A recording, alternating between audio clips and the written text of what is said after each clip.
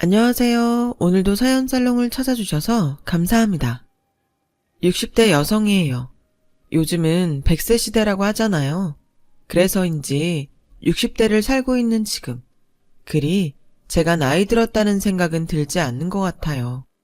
오히려 건강만 잘 지키면 그동안 살아온 경험도 많고 무언가 할 수 있는 시간도 많아 어쩌면 딱 좋은 나이대가 아닌가 싶은데요.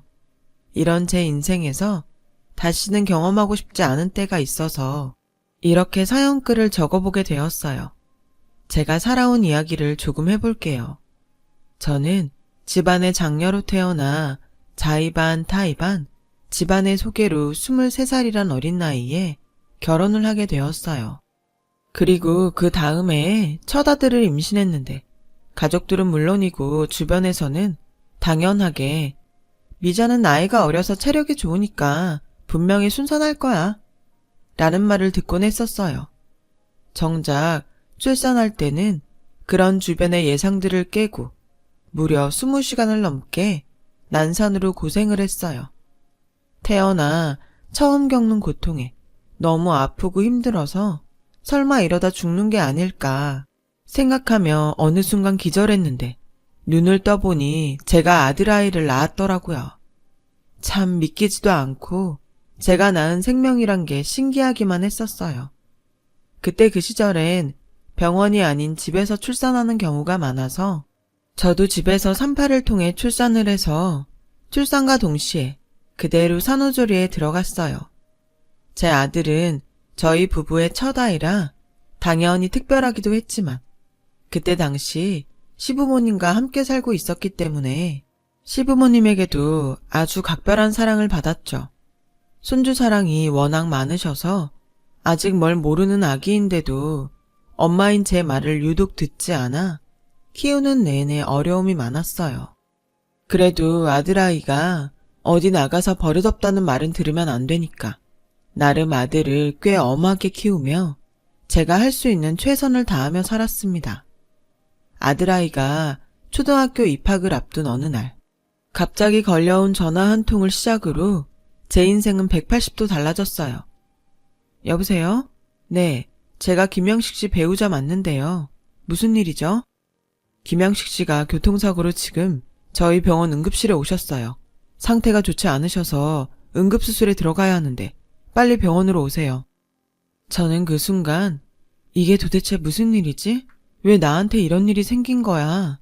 하는 생각이 들면서 떨리는 심장을 애써 부여잡으며 병원으로 향했는데 애통하게도 제가 병원에 도착했을 때 남편은 저 멀리 떠난 뒤였어요. 믿기지도 않고 믿을 수 없는 남편의 죽음. 저는 그 충격으로 먹지도 자지도 못하며 실어증까지 앓게 되었는데요. 그렇게 꼬박 1년을 넘게 지내오던 어느 날 꿈속에서 생전 마지막 인사도 못하고 간 남편이 찾아와 이렇게 말해주었어요. 여보, 나는 잘 있어. 당신한테 아무 말도 하지 못하고 떠나게 돼서 미안해. 앞으로 나 없이 많이 힘들겠지만 우리 아들 현식이 생각해서 이제 그만 털고 일어나. 비록 당신 옆은 아니지만 내가 여기서 우리 가족 잘 살 수 있도록 지켜줄게. 남편은 마치 충격에서 헤어나오지 못한 저를 다시금 살게 하기 위해 나타난 것처럼 저에게 힘을 주고 갔어요. 그리고 그 덕에 저는 정신을 차릴 수 있었고 남편의 말처럼 남편은 이제 제 옆에 없지만 나라도 아들을 지키며 잘 키워야겠다는 각오를 다졌어요. 제가 슬픔에 아플 동안 할머니, 할아버지의 손에 자란 아들은 눈에 띄게 커 있었어요. 엄마로서 자리를 지키지 못한 미안함에 그동안 엄하게 키워왔던 방법을 버리고 온전히 사랑으로 아이를 품었습니다. 그런데 어째서인지 아들은 10살, 15살 사춘기를 겪으면서 저와 사이가 계속 멀어졌어요. 남편도 없고 더 이상 시부모님에게 의지할 수도 없는데 아들까지 자꾸만 엇나가려 하니 저 혼자 가슴앓이를 해야 했고 그렇게 시간은 흘러 아들은 대입시험을 치게 되었죠.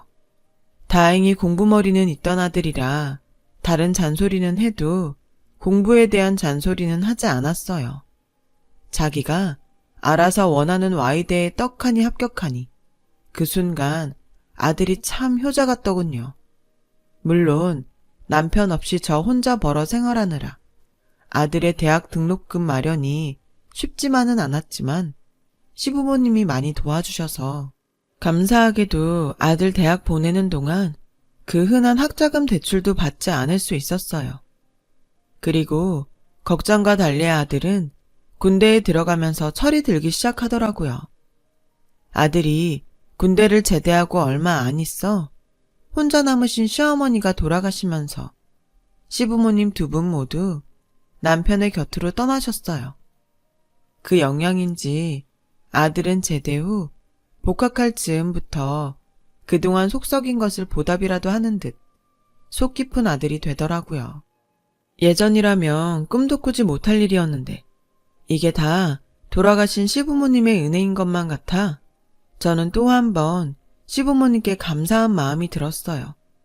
복학한 아들은 원하는 대기업에 들어가기 위해 공부를 열심히 했고 그렇게 자기가 원하는 대로 우리나라에서 가장 큰 S기업에 취업을 했어요. 다행히 직장 생활도 잘했고 이제는 정말 아무 걱정이 없겠다 싶을 즈음 아들은 저에게 여자친구가 생겼다는 말을 하더군요.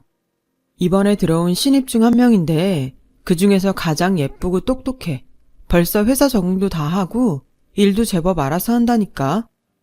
아들은 여자친구 얘기를 할 때면 뭐가 그리 신나고 좋은지 평소 그렇게 말이 많은 편은 아닌데 시간 가는 줄 모르고 저한테 여자친구 얘기를 했어요. 그 전까지는 그리 길게 아들과 돼야 하는 일이 없던 저였는데 하도 여자친구 얘기를 들으니 어떤 여자인지 궁금하더라고요. 그래서 한 번은 제가 먼저 아들에게 이렇게 말을 했어요. 아들, 엄마도 그 여자친구 얼굴 좀 보면 안 돼? 언제 한번 집에 데리고 와. 엄마가 맛있는 거 만들어 놓을게. 에이, 아직 사귄 지도 얼마 안 됐는데 부담스럽지. 그래? 그래도 혹시 모르니까 한번 물어봐. 부담스럽다고 하면 나중에 보면 되지. 그렇게 저는 슬쩍 아들의 여자친구 얼굴을 보고 싶다고 했어요. 얼마 후 아들은 여자친구가 좋다고 했다며 저는 처음으로 아들의 여자친구를 보게 되었어요. 걱정과 설렘이 공존하는 가운데 드디어 아들이 여자친구를 데리고 왔죠. 아들 말대로 예쁜 얼굴에 행동이나 말투가 참 야무진 느낌을 받았어요. 어느새 아들이 다 커서 집에 여자친구를 데리고 오니 어쩐지 곧 저도 자식 혼사 준비를 해야 하는 때가 올 것 같은 예감이 들더군요. 그리고 3년 후 아들은 그때 데리고 온 여자친구와 정식으로 결혼 준비에 들어갔어요. 저는 아들 회사 근처에 신혼집으로 사용할 작은 아파트를 전세로 마련해 주었죠. 마음 같아선 집이라도 턱 하고 장만해 주고 싶었으나 서울의 집값이 너무 비싸서 그 정도는 엄두가 나지 않더라고요. 요즘 전세보증금이 얼마나 비싼데 이것만으로도 난 엄마한테 집 한 채는 받는 기분이야. 엄마, 정말 고마워. 나 솔직히 기대도 안 했어. 그래서 전세자금 대출 알아보고 있었는데 엄마 덕에 대출 없이 결혼할 수 있게 됐다. 정말 고마워. 나 정말 유진이랑 잘 살게. 역시 혼사를 앞두면 자식이 효자가 되는 걸까요? 평생 그런 살가운 소리 할 줄 모른다고 생각한 아들이었는데 그날은 제가 다 민망할 정도로 아들이 살가운 소리를 하자 얘가 정말 내가 키운 아들이 맞나? 싶더라고요. 그리고 이게 다 좋은 배우자를 만나서 그런 것 같다는 생각이 들었고 저는 벌써부터 며느리가 예쁘고 고마워 앞으로 며느리에게 좋은 시어머니가 되어야겠다고 생각했어요. 그렇게 아들은 결혼 후 제가 마련해준 신혼집으로 거처를 옮겼고 계속 아들과 둘이 살던 저는 혼자 남아 어쩐지 허전한 기분이 들었지만 이 역시도 제가 감당해야 할 부분이기에 그때부터는 아들 내외가 혼자가 된 저를 신경 쓰지 않도록 즐겁게 살려고 노력했어요. 그렇게 한 8개월 정도가 흘렀을까? 아들에게서 반가운 소식이 들려왔어요. 며느리가 임신을 했다는 소식이었죠. 아직 아들을 장가 보낸 지 1년도 되지 않아 생각도 하지 않았던 일이었는데 이제 제가 할머니가 된다고 생각하니 그 기분이 참 이상하더라고요. 그래도 태어날 새 생명을 생각하면 또 그렇게 기분이 좋을 수가 없어서 저는 그 후로는 거의 매일 태어날 손주의 얼굴을 상상하며 행복한 기다림의 시간을 보냈어요. 틈틈이 아이 내복과 신발 같은 것을 사 모으면서요. 우리 어머니도 이런 기분이었나? 그래서 우리 아들을 예뻐만 하셨나 보네. 저는 돌아가신 시어머니 생각이 절로 났고 저 역시 손자가 태어나면 너무 예쁠 것 같아 벌써부터 손주 바보가 될 정도였어요. 그렇게 제 나이 50대 후반에 할머니가 되었어요. 기다리던 손주를 품에 안고 지면 꺼질까 불면 날아갈까 얼마나 긴장했는지 그리고 입을 달싹이며 베넷짓을 하는 손주에게서 아들의 어릴 적 모습을 발견한 저는 그게 또 신기하고 감격스러워서 주책맞게 눈물이 핑 돌았어요. 아마 남편을 일찍 보내고 어린 아들과 살아온 그 시간 때문에 순간적으로 울컥했던 것 같았어요. 그렇게 눈에 넣어도 아프지 않을 손주를 보며 저는 또 한 가지 고민거리가 생겼는데요. 전에는 별로 아들 내외 눈치를 보지 않았는데 손주를 보고 싶은데 또 아들 내외가 부담을 느끼고 싫어할까봐 여간 눈치가 보이는 게 아니었어요. 건율이 자니? 내가 건율이가 너무 보고 싶은데 혹시 이번 주 주말에 집에 한번 오지 않을래? 엄마, 요즘 나도 그렇고 집사람도 애 때문에 너무 피곤해. 애 때문에 우리 둘 다 밤에 잠도 제대로 못 잔다니까. 주말이라도 좀 쉬고 싶어. 엄마, 미안해. 그래, 니네들이 고생이 많다. 알겠다. 아들에게 이런 소리를 들은 후부터는 무슨 짝사랑하는 사람처럼 손주가 보고 싶어도 제가 먼저 연락하지 못했고 가슴앓이만 하면서 또 시간을 보냈죠. 그러던 어느 날 아들에게서 생각지도 못한 제안을 듣게 됐어요. 엄마, 있잖아. 이런 부탁하게 돼서 미안한데 육아휴직을 하기로 했던 집사람이 아무래도 육아휴직까지는 어려울 것 같다고 하네. 장모님은 처형 애 보느라 우리 건율이까지는 무리라고 하시고 그래서 하는 말인데 엄마가 우리 건율이 좀 봐줄 수 있을까? 얘는 그게 무슨 부탁이라고. 당연히 내 손주인데 내가 봐야지. 뭘 그런 걸로 미안하다고 난리야. 건율이 엄마한테는 아무 걱정하지 말고 회사 다니라고 하고 안사돈한테도 엄마가 건율이 맡아서 본다고 했으니 마음 쓰지 말라고 네가 말씀드려. 정말? 엄마 너무 고마워. 우리가 애 보는 돈은 섭섭하지 않게 드릴게. 돈은 무슨, 할머니가 손주 보는데. 됐다. 그 돈으로 건율이한테 좋은 거 예쁜 거 사줘. 그래서 엄마 언제부터 하면 되는데? 저는 그렇게 아들의 부탁을 듣자마자 흔쾌히 좋다고 했어요. 지금 생각하면 어리석게도 손주를 매일 볼 생각에 별다른 고민은 하지도 않고 덜컥 승낙을 했던 거였죠. 제가 제 무덤 파는 줄도 모르고요. 어머니, 정말 죄송해요. 어머니 손까지 빌리게 될 줄은 몰랐는데. 니들은 뭐가 자꾸 미안하다고 그러냐? 내가 친할머니인데 다 괜찮아.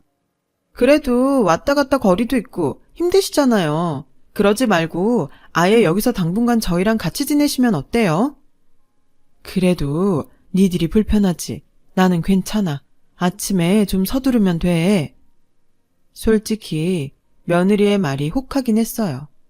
저희 집에서 아들네 집까지는 대중교통으로 못해도 1시간 반은 걸리는데 손주를 매일 보는 건 좋지만 그 짓을 매일 한다는 건 아무래도 힘들 것 같았거든요.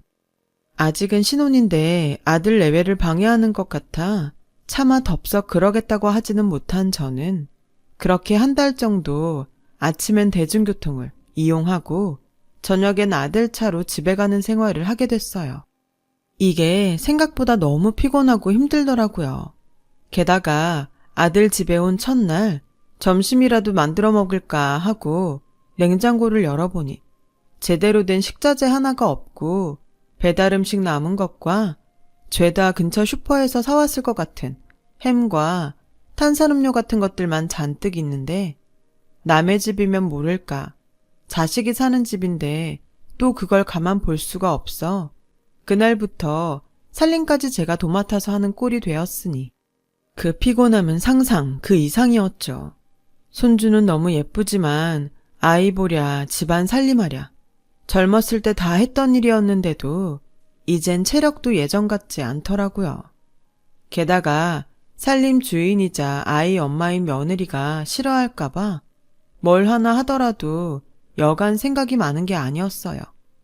그래서 이참에 며느리랑도 친해져야겠다는 생각에 저를 집에 바래다주는 아들에게 넌지시 이야기를 해보았어요.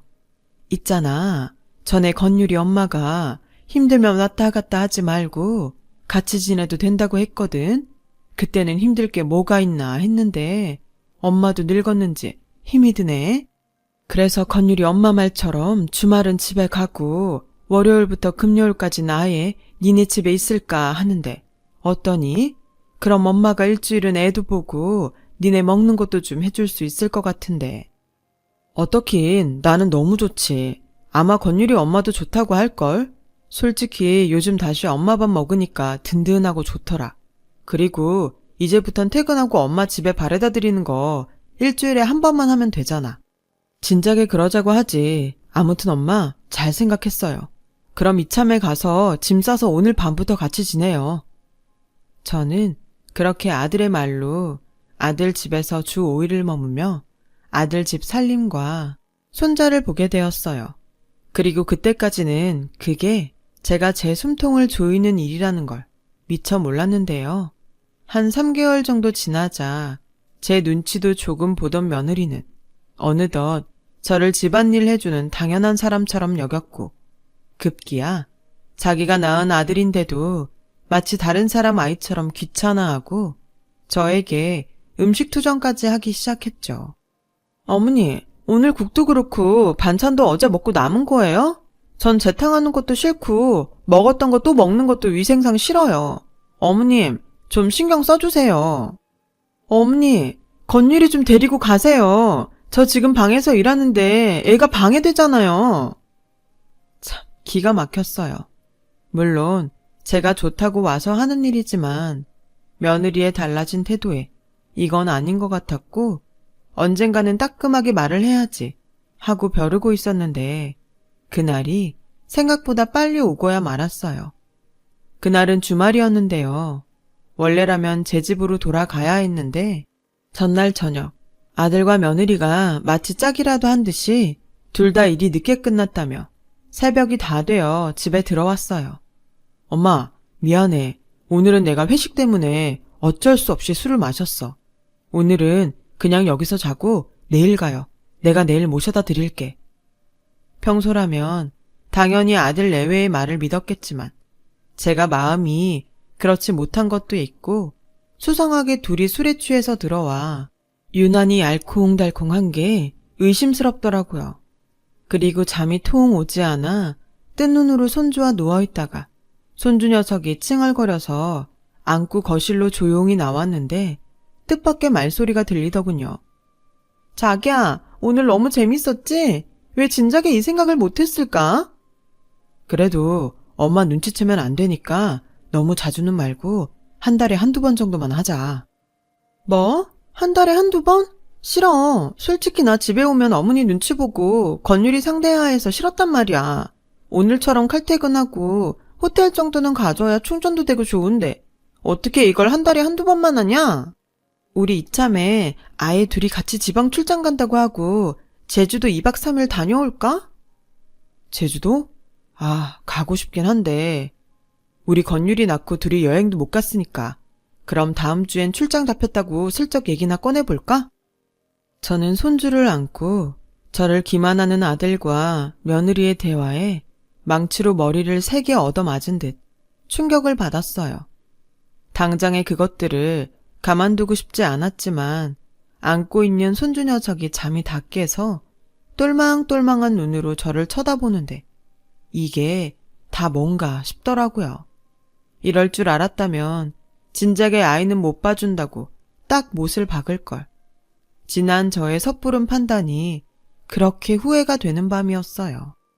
그리고 날이 밝으면 손주한테는 미안하지만 이번 기회에 아들 내외에게 따끔한 맛을 보여줘야겠다고 생각했는데 늦게 잠든 아들과 며느리는 낮 12시가 넘어가는데도 일어나지 않더라고요. 그 사이 참았던 화가 폭발한 저는 점심을 차리다 말고 손주를 안고 방으로 갔고 그대로 노크도 없이 문을 벌컥 열어버렸어요. 어머니, 노크도 없이 이게 지금 무슨 짓이에요? 무슨 짓? 지금 시간이 몇 시인 줄 아니? 아, 그것 때문이세요? 자기야, 얼른 일어나. 어머님 집에 가고 싶으셔서 심통 나셨어. 빨리 모셔다 드리고 와. 심통? 너 지금 그게 나한테 한 소리니? 맞잖아요. 어머니 집에 가셔야 하는데 이 사람이 계속 자고 있으니까 화가 나셔서 그러시는 거. 그래, 화났다. 너 같으면 집에서 힘들게 일하는 어른 두고 호텔이나 가서 지들끼리 쉬다 왔는데 화 안 나겠냐? 혹시라도 출장 핑계대고 제주도 갈 생각이면 꿈도 꾸지 마라. 나 오늘부터 이 집에서 살림하고 애 보는 거 끝이야, 끝. 나 집에 갈란다. 며느리는 이젠 아무것도 해주지 않겠다는 제 말에 화들짝 놀라 꿀먹은 벙어리가 됐어요. 저는 그 모습에 보란 듯이 손주를 며느리에게 안겨주고 작은 방에 있는 제 짐을 모두 챙겨서 나왔죠. 이제 막 잠에서 깬 아들이 런닝바람에 나와 저를 붙잡더군요. 엄마, 죄송해요. 이대로 가면 어떡해. 확 풀어. 우리가 생각이 짧았어. 막상 애 낳고 살다 보니까 둘만 살던 때가 그립고 그래서 딱 한번 해본 거야. 다시는 그런 짓 안 할게. 엄마가 이대로 가면 우린 진짜 대책 없어. 어머니, 죄송해요. 요즘 저도 회사 일에 바빠서 잠깐 미쳤었나 봐요. 한 번만 용서해 주세요. 네? 싫다. 솔직히 그동안 애 보느라 손목도 아프고 허리도 무릎도 아팠어. 그나마 오늘 같은 토요일엔 한의원이라도 가서 침도 맞고 하는데 니들은 내 생각은 눈꼽만큼도 안 한 거잖아. 한의원 지금 내가 모시고 갈게요. 힘들고 아프면 얘기를 하지. 난 우리 엄마가 다른 할머니보다는 젊으니까 괜찮다고 생각했어. 아들의 그 소리를 듣고 저는 기가 막혀서 코웃음이 났어요. 그때였어요. 주방 쪽에서 아이가 집이 무너져라 우는 거예요. 저를 비롯해 아들과 며느리는 화들짝 놀라 주방으로 뛰어갔는데 이제 뭐든 잡고 일어서는 손주 녀석이 하필이면 싱크대 서랍을 열고 일어나다 중심을 잃었는지 싱크대 서랍은 모두 열려있고 흔들리면서 바로 위에 있던 커피 내리는 기계가 떨어졌나 봐요. 그 안에 있던 커피들이 쏟아지면서 손주의 손에 닿았나 보더라고요. 손주의 손은 새빨갛게 있고 며느리는 울면서 아이를 끌어안는데 저는 모든 것이 제 잘못 같아서 그 자리에서 그대로 굳어버렸어요. 제가 정신을 차렸을 땐 구급차 아니었고 병원 응급실에 도착하는 내내 손주는 목에 핏대를 세워가며 우는데 당장이라도 손주가 잘못될 것 같아 얼마나 무서웠는지 몰라요. 정말 사지가 다 떨리더라고요. 그 순간 하늘에 있는 남편에게 손주 아이만 무사하게 해달라고 빌고 또 빌었어요. 치료는 좀 해야겠지만 상처가 남을 정도는 아니라는 의사의 말을 들을 수 있었어요. 얼마나 다행인지. 저는 세상 모든 것에 감사하며 손주에게 미안해서 다가가 안아주려고 했는데 잠깐만요 어머니 라며 며느리가 저를 손으로 밀어냈어요. 어머니, 제정신이세요? 우리는 먹지도 않는 커피를 드시더니 그걸로 남의 애 피부를 이 지경을 만들어놔요? 뭐? 그래, 내가 하도 피곤해서 커피 마신 거 미안하다. 참나, 남의 애라니. 나는 한 번도 그런 생각한 적 없다. 솔직히 어머니도 요즘 건율이 귀찮고 짜증 나셨잖아요. 그래서 괜히 오늘도 트집 잡고 건수 잡아서 이제 애 그만 보겠다고 말씀하신 거 제가 모를 줄 알아요? 뭐라고? 아무리 애 봐준 공은 없다지만 너 지금 내 앞에서 그게 할 소리니? 엄마, 이 사람도 속상해서 그래. 나도 솔직히 화나. 왜 거기다가 그걸 둬서 이 사달을 만들어? 그래, 미안하다. 내가 아주 죽을 죄를 지었어. 네, 미안하셔야죠. 어머님은 건유리한테 두고두고 평생 미안하셔야 해요. 저는 그동안 자기 애를 거들떠 보지도 않고 귀찮아하더니 지 새끼 다쳤다고 저한테 막말을 쏟아내는 며느리를 보고 기가 차서 말이 나오지 않았어요. 그리고 그때 며느리에게 한 통의 전화가 걸려왔는데 며느리의 태도가 정말 어이가 없더군요. 엄마, 나 큰일 났어. 건율이 어머님 드실 커피가 쏟아져서 화상 입었어. 남보다는 그래도 가족이 나을 것 같아서 애 맡겼더니 이게 뭐야? 그동안 노인네랑 같이 지내는 것도 싫었는데 애를 이 지경까지 만들고 난 몰라 정말. 웃은 소리라고 하실 수도 있는데 저는 한 번도 저를 노인이라고 생각해 본 적이 없어요. 그런데 며느리에게 노인네라는 소리를 듣고 게다가 같이 살기 싫으면서 그렇게 갖은 아양을 떨어댔다니 저는 한순간 제가 무엇 때문에 그 고생하며 살았나 싶어 할머니 하고 우는 손주를 뒤로 하고 집으로 돌아왔어요. 집에 와서도 한동안 그 충격에 잠도 제대로 자지 못하고 괜히 남편 생각에 눈물만 나곤 했는데 며칠 후 아들과 며느리가 손주를 안고 저희 집에 찾아왔더군요. 저는 그래도 니들이 제정신 차리고 잘못했다고 빌려왔나 보구나 라고 생각했는데 아들 내외의 말은 충격 그 자체였어요. 어머니, 이렇게 갑자기 집에 가시면 저희는 어쩌라고요? 저희 지금까지 휴가 번갈아가며 쓰고 있어요. 이제 더 이상 쓸 휴가도 없다고요. 제가 베이비시터든 어린이집이든 알아보고 있으니까 그때까지만 건율이 봐주세요. 인수인계라는 게 있잖아요. 엄마, 우리 지난번 일은 서로 잘못했다고 생각하고 있자. 엄마도 조심하고 우리도 조심할게. 내가 엄마한테나 이런 부탁하지. 나한테 누가 있어.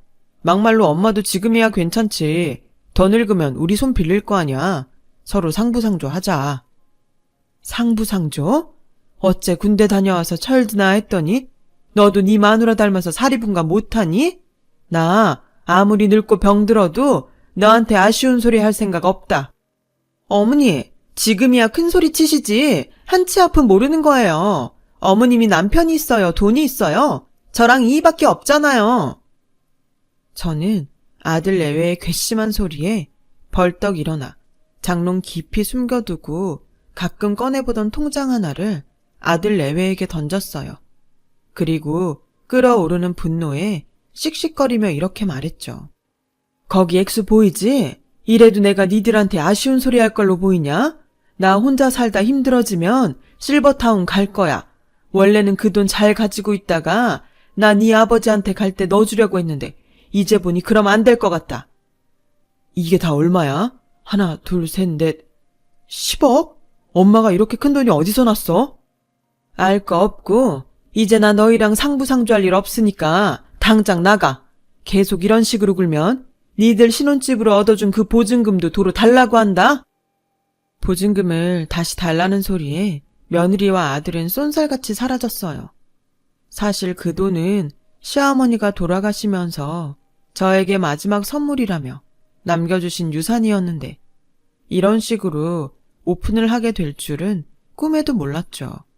그 후 아들 내외는 제 통장의 돈 때문인지 전에 없던 효자, 효부가 되어 자기네들이 언제 나한테 그렇게 함부로 했냐는 듯 제 집 문턱이 닳도록 드나들었는데 저는 거들떠 보지도 않았어요. 한 번 속지 두 번 속을 순 없잖아요. 어머니, 건율이가 자꾸 할머니를 찾아요. 그러지 마시고 손주 얼굴 봐서 다시 예전처럼 저희랑 지내요. 이제부턴 어머니한테 집안일도 맡기지 않고 퇴근하면 건율이 제가 도맡아서 볼게요. 저녁에는 어머니 편하게 쉬세요. 엄마, 내가 용한 한의원 한 군데 알아놨어. 거기 가서 엄마 아프신데 치료받자. 이참에 가서 보약도 한 즈 짓고. 아, 오는 길에 백화점에도 들러서 우리 엄마 예쁜 옷도 한 벌 사드릴까? 자기야, 우리 안마의자 하나 사자. 어머니 전용으로 쓰시라고. 저는 속으로 지랄 꼴값을 떤다고 생각했어요. 그리고 이번에도 벌떡 일어나 싱크대 밑에 들어있는 소금통을 가지고 와 아들과 며느리에게 한 움큼씩 뿌려버렸어요.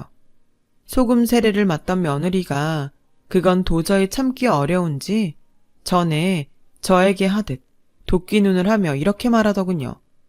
진짜 해도 너무하네. 어머니, 꼭 이렇게까지 하셔야겠어요? 알겠어요. 제가 그 돈 포기할게요. 어머니 돌아가실 때 그 돈 다 싸들고 가세요. 어차피 그래봤자 자식은 이 사람 하나인데 그 돈 저희한테 올 수밖에 없어요.